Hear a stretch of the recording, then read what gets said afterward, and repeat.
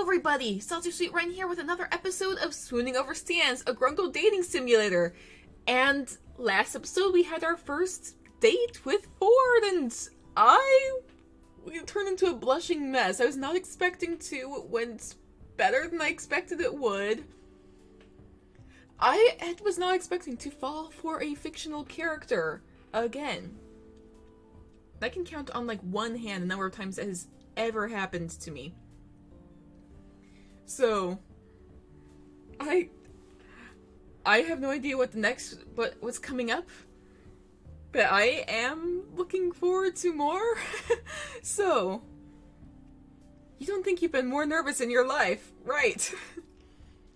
Mabel came with you yesterday when you went shopping for extra clothes, since Stan's mechanic skills left your car still being worked on, and you realized you needed more clothes than you'd packed. However, she managed to sneak in a relatively fancy set of clothes to add... Why fancy clothes? I don't wear fancy clothes. To add to your pile of summer-appropriate clothing, and she flourishes them in your direction with a wide, brace-faced grin. Ta-da! For tonight! Why? You stare at the fancy outfit like it's going to jump out of Mabel's hands and attack you. Mabel, are you sure Ford agreed to this? Wait, what's going on? Of course he did! I asked him and everything! He dropped whatever he was working on instantly! And hit the other stuff on his desk, was put out on the floor, and then he said, I'd love to, but I'll need to make a And then he said, should I do like Mabel trying to imitate Ford? I can't do that, so I'll just do, I'd love to, but I'll need a fashion makeover. Please help me, Mabel. You're my favorite great niece. Did he actually say that? Okay, so he actually said something else, but he said yes at the end of it. Oh boy. Now come on! I have to put the finishing touches on this perfect date! Get dressed and come to the living room! Oh boy. She shoves the clothes at you and leaves you in the room to get yourself ready. What do you do? What do I do? I'm so nervous. I'm not gonna throw up. It's not just an oh no, it's like a what do I do? I'm so nervous. You put on the outfit Mabel picked out for you and head to the living room, where Dipper promptly guards the way into the kitchen with his noodle arms. Oh boy. Mabel wants me to keep you in here until Great Uncle Ford is ready. Oh, okay then. I'll stay here. You take a seat in Stan's recliner, trying to look relaxed and composed, but your shaking hands give you away to Dipper, who's reading it in front of the door. I should have brought something to occupy my hands or something. You look nice. I know Mabel picked it. I kinda helped, but it's nice. He's trying to distract you, sweet kid. You smile at him. He smiles back before returning to his book, The Field Guide to Bigfoot. Ren, you can come in now! You jolt to your feet, harden your throat. Got any advice, Dipper? Dipper stands up and awkwardly pats your hand. Just be yourself, Ren. Great Uncle Ford likes you, I can tell. Trust me. He gently shoves you toward the kitchen door. It looms in front of you menacingly. Oh boy. Now go get him, Tiger. Was that weird to say? Good luck out there, dating my great uncle. Gross. Anyway. With surprising strength, Dipper pushes you through the door as Mabel opens it, and you stumble into the kitchen, look up, and... Oh god, what? Oh my goodness! He does look nice, oh my gosh! Oh god, Ford's dressed up too. He's in a three-piece suit with a maroon necktie, and how did Mabel know your only weakness? Well, that and... Wait, what? He has flowers! Oh my goodness. This is so sweet. You make eye contact after examining one another, and you feel your face flush as red as his. Mabel beams, clapping her little hands together. Yay! Now it's the moment we've all been waiting for! The Mabel-certified dinner date of dreams! I knew Grunkle Ford would be hopeless on a romantic dinner date on his own, so I'm here to make this one perfect! You only notice now that she's wearing a bright pink ape. Oh, something smells very burnt. Okay. Mabel. Dipper pushes you further into the kitchen, and Mabel shoves Ford forward, and the two of you stumble, almost colliding with one another. Ford straightens up and clears his throat. His face is as red as his tie. Well, these are for you, Ren. You take a closer look at the bouquet and discover that a third of the bouquet are real flowers. They look to have been picked from outside the shack. Another third are pipe cleaner flowers with glittery petals, and another third are origami lilies. Huh. I'm guessing that the pipe cleaner ones were made by Mabel, but... Judging by Ford and Dipper's paper cuts and Mabel's sparkly, sticky fingers, they collaborated to make your bouquet themselves. That's clever. This is the cutest thing you've ever seen in your life. I didn't know you folded origami. It's so sweet. Oh, well, yes, a little. Dipper made the majority of the flowers, but he needed help curling the lily petals. That was my contribution. Great Uncle Ford, you did more than that. You picked the colored paper that the lilies were going to be, too. They're red, of course. From your limited knowledge of color symbolism, the message is clearly sent across, and you flush as scarlet as the lilies. I'm going to have to look that up. I don't know what red lilies mean. Thank you, Ford. They're beautiful. Well, I'm glad you like them, Ren. Ford smiles at you. You attempt to smile back, but you're too flustered, really, to make the expression. Hopefully he understands what you mean. Oh. Dipper takes the flowers off you and manages to stuff the bouquet into an empty 2-liter bottle of pit, sticking it in the middle of the table. So you can't really see Ford anymore once you sit down. Aw. You carefully scoot the vase to the side until Ford's pink cheeks and nervous expression are visible again, even if you're certain you look even more pink with embarrassment. Well, I'll leave you to it. Chef Mabel, you ready? Sure am, bro, so ready! Mabel is standing on a stool and readying 2 plates of food, the contents of which you can't really see yet, due to the mass of her hair and Dipper's hat. Ford waves at you and you turn to him, leaning forward so he can whisper to you. What is it? Do you have any idea what's going on over there?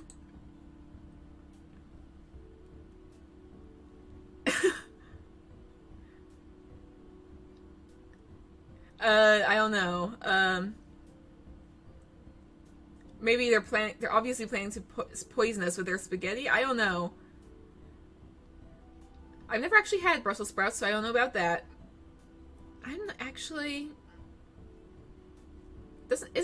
Didn't he like jelly beans, or was it licorice? It was either jelly beans or licorice. Maybe it was both that he likes. But, this is probably most likely, out of all these, is probably what I would say, maybe. Well, somehow I doubt that my great-niece and nephew would plot something that sinister. Maybe it wasn't the best idea, but... Mabel whirls around and hops off the stool, brandishing 2 glasses of something disturbingly bubblegum pink. She places them down on the table with a flourish. Ta-da! 2 tall glasses of Mabel juice! Oh boy. What's in this? I want to know what's in it. I know there's like a recipe that you can actually get. It's supposed to be really sour though, but... What's in this? Lots of love and energy! It's what keeps me peppy and adorable! 2 things never used to describe myself or anyone else other than Mabel. I can change that for you. Oh dear. Ford looks up at you, shocked and stammering, but you turn back to Mabel, grinning. What? Anyways, on to the main course! Voila! Mabel turns back to the stove and grabs 2 plates of food covered with cloth. She places one in front of Ford and one in front of you, before stretching across the table and pulling both cloths off the plates at once. Oh, what awaits you on each plate is horrifying, to say the least. There's a pile of 3 very burnt chicken nuggets, dinosaur chicken nuggets, as if you'd expect anything else, some half-wet, half-dry noodles with a slice of cheese draped across the top, and a handful of jelly beans. The special ingredient, of course. The Mabel special! I'm not a fancy cook, I'm just a cute little girl, but I slaved away at this romantic dinner for the two of you, dang it! Mabel, this looks... Ford looks to you, panicked.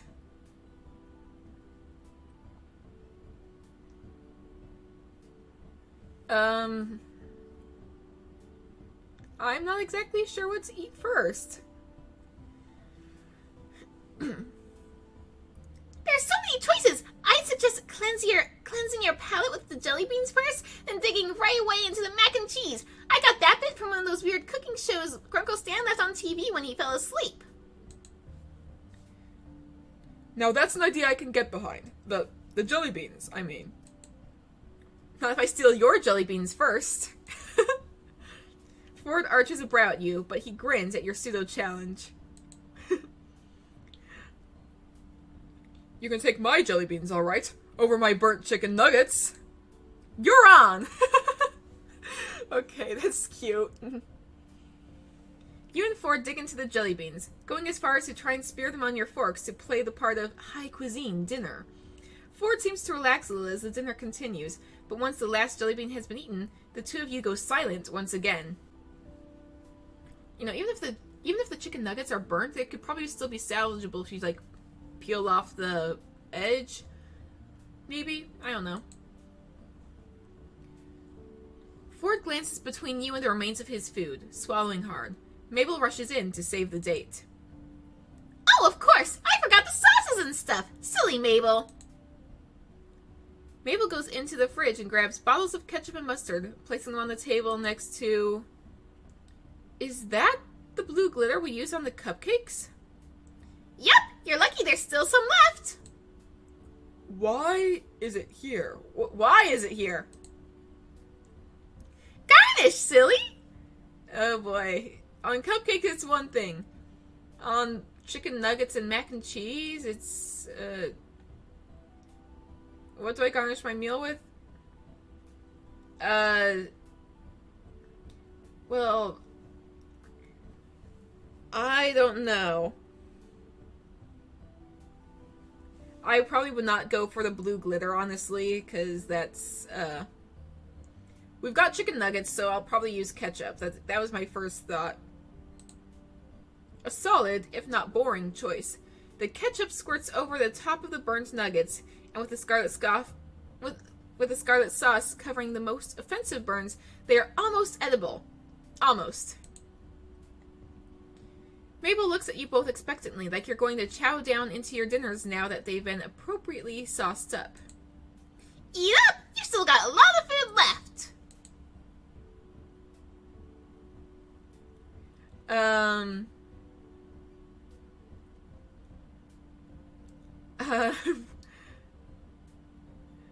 With Mabel watching, I probably would eat the burned chicken nugget. I have a feeling I'm not doing well this time around, but I'm... You gingerly pick up one of the chicken nuggets and take a very, very small bite out of the edge. It's crispy and burnt, but edible to some extent. You swallow your bite and quickly take a sip of your drink. Ford stares at you in total awe, like you just defeated Gremloblin with one punch. Okay. Mabel stares at you both, bright-eyed and bushy-tailed, awaiting some sort of magic to happen. You swallow nervously and look to Ford before you cup your hand at the side of your mouth, hiding your mouthed words from Mabel's eye.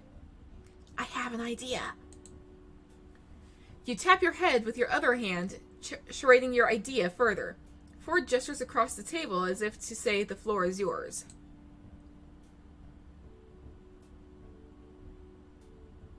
I'd probably ask about dessert? I don't know. What would I do? I honestly don't know what I would do.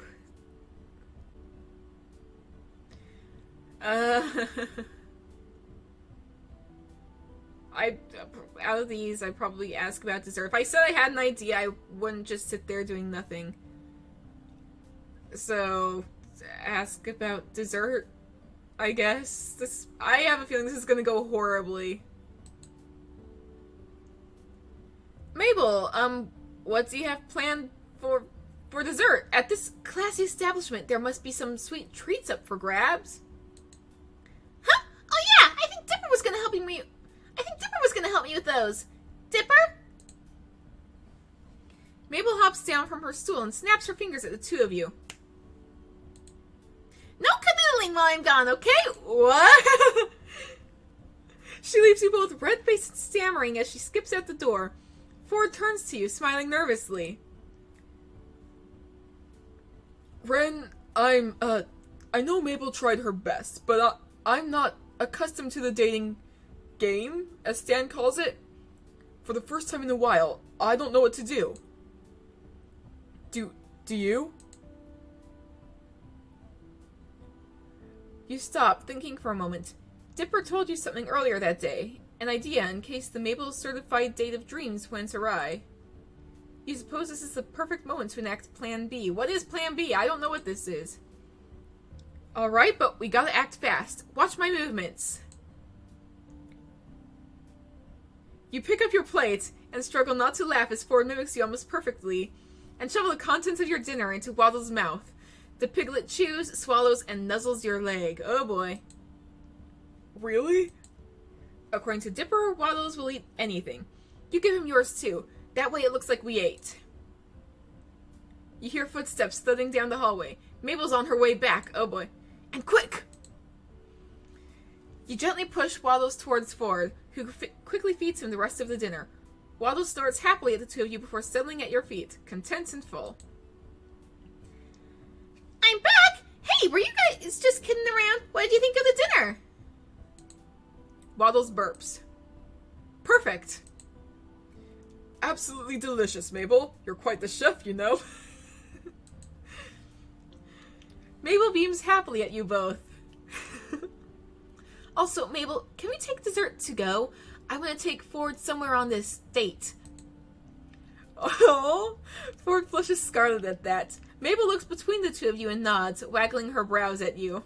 You sly dog, of course. With a popsicle each, you lead Ford away from the shack, away from town and up a hill. Where are we going? I don't know where we're going, but okay. Oh, this is it, but... You point upwards with your popsicle and... A meteor shower? Oh, wow! I would not have known that there is one, but... A meteor shower?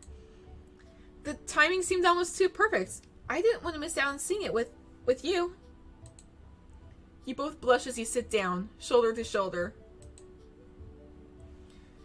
I'm surprised you went looking into meteor showers, Ren. Well, after our last time searching for anomalies, I got curious about other celestial stuff. Also, Dipper told me about it. Plan B. Ford laughs.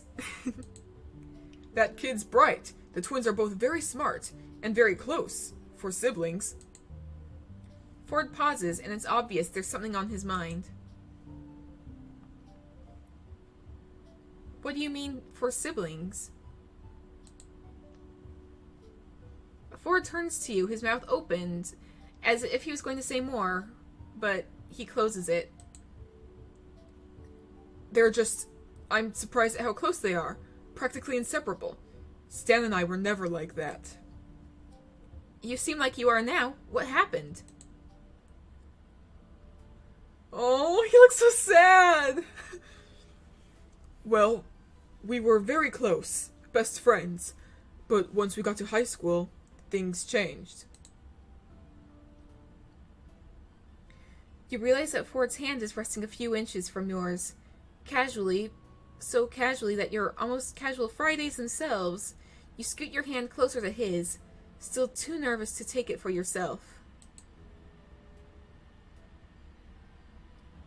Did something happen? Well, yes, something happened. Ford sighs, leaning back on his palms. He notices your hand near his, thinks for a moment, but decides to keep talking instead. Stan and I had plans since we were children. We were going to get on a boat and sail far away from our New Jersey home, far away from our family, friends, everyone. Just him and me in the Stanawar, the boat we fixed up. I had a chance at an admission to the college of my dreams. My other dreams, anyway. I always thought the Santa War was a lost childhood fantasy, and that one day we'd grow up and go our separate ways, and we wouldn't be as close as we used to be. My acceptance into said college hinged on the results of my science fair project, a perpetual motion machine that I designed. The machine was flawless. The calculations were triple checked. I had rehearsed my full presentation in preparation.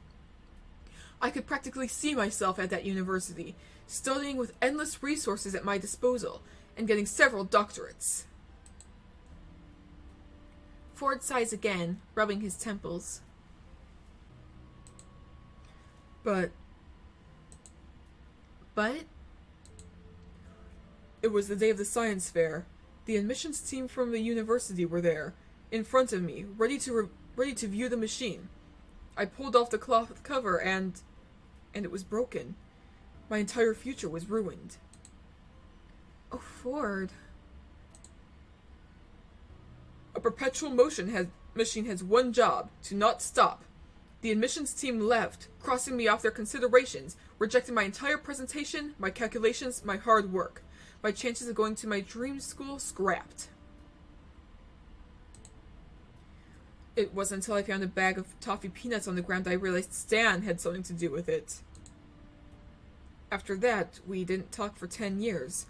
I went to university, but it wasn't exactly my first choice. It wasn't until I came to Gravity Falls that I saw Stan again, and... He cuts himself off sharply, deep in reflection. He looks so heartbroken, so sad. Oh...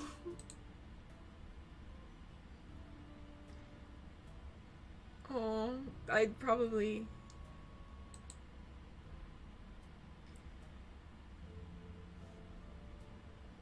You gently rest your hand atop his. He glances down at your touch, but he doesn't take his hand away. Rather, he slowly twists his wrist and intertwines your fingers with his. You don't have to keep going if it hurts. No, I'm fine. I'm fine. It has been good to talk about it in retrospect. Ford sucks in a deep breath. We fought. I hurt him. It wasn't on purpose, but I still hurt him. Then an accident happened, and I lost him again. I didn't see him for another 30 years after that. You're tempted to pry, to ask what the accident was, but Ford seems finished with his story. He swallows nervously, awaiting a response.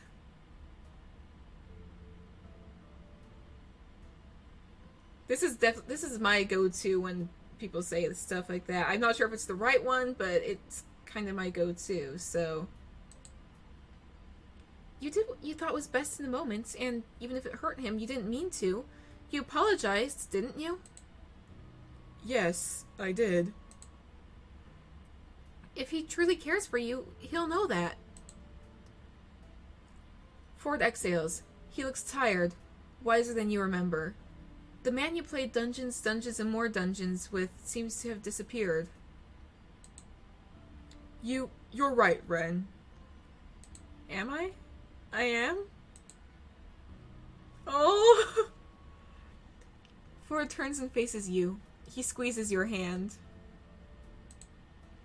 You are. I never looked at it like that. I never looked at you like that. You're smarter than I expected.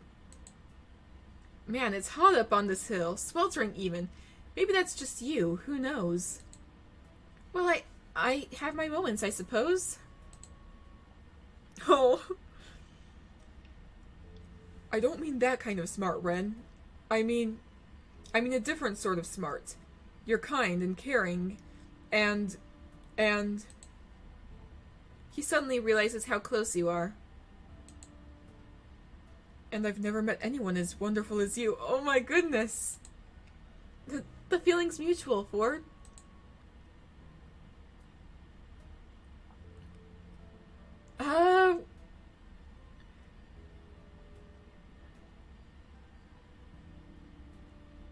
I'm not sure, like...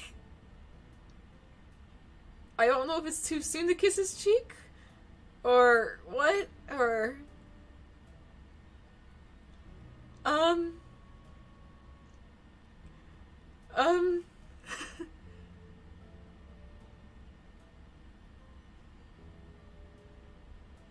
I think it's probably maybe the wrong time to kiss his cheek, so I'd probably go for the hug. You suddenly reach forward and wind your arms around Ford's shoulders, holding him close. He's surprised, frozen for a moment, before he returns the embrace, wrapping his arms around you and tightening the hug. He smells like comfort, some sort of musk, and of course, old books. Nerd. Thank you, Ren. The pleasure's mine, Ford. Aww.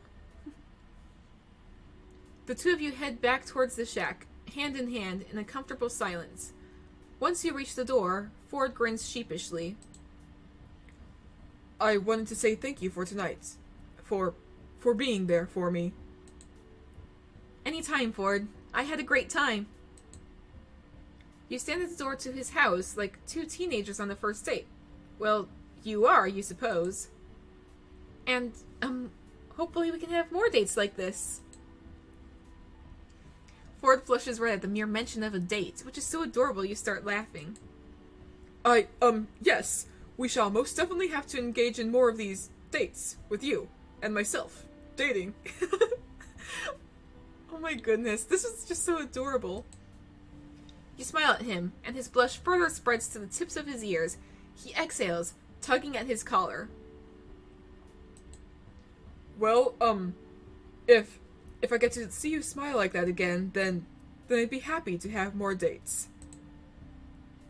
It's your turn to flush pink. Mabel, what are you doing here, sweetie? It's your turn to flush pink, and you both laugh as the front door swings open. Standing in the doorway is Mabel, who looks relieved to see you both. Where did you go? I gave you dessert and you abandoned me! You sly kids sneaking off to go have fun by yourselves. Did you have fun? You and Ford glance at each other, grinning. We certainly did. Eee! I'm so glad! Now come inside before you get bitten by mosquitoes! Dipper yells from inside. Mine spell out... Does that spell dating? Both yourself and Ford shout, "What?" simultaneously at that. He's making that up for comedic effect. They really just look like a cat paw today. Dipper appears at the front door with Mabel, scratching at his arm. Yeah, I did. Do you want to see the cat paw, though? You turn to Ford, who looks very excited to see this connect the dots of mosquito bites. We'd love to, Dipper. I bet it doesn't have 6 toe beans. That'd be adorable. Ah! Toe beans! Come on, Dipper, I want to see now! Mabel grabs you, Dipper grabs Ford, and you're both tugged into the shack, your laughter echoing into the woods around the house. Oh my goodness. It is actually working out, I guess. That seems pretty short. So I guess I'm gonna end this episode here for now. It was short, but that was enjoyable. So I'm gonna leave it like this for now. And I will see you guys all in the next episode. Bye!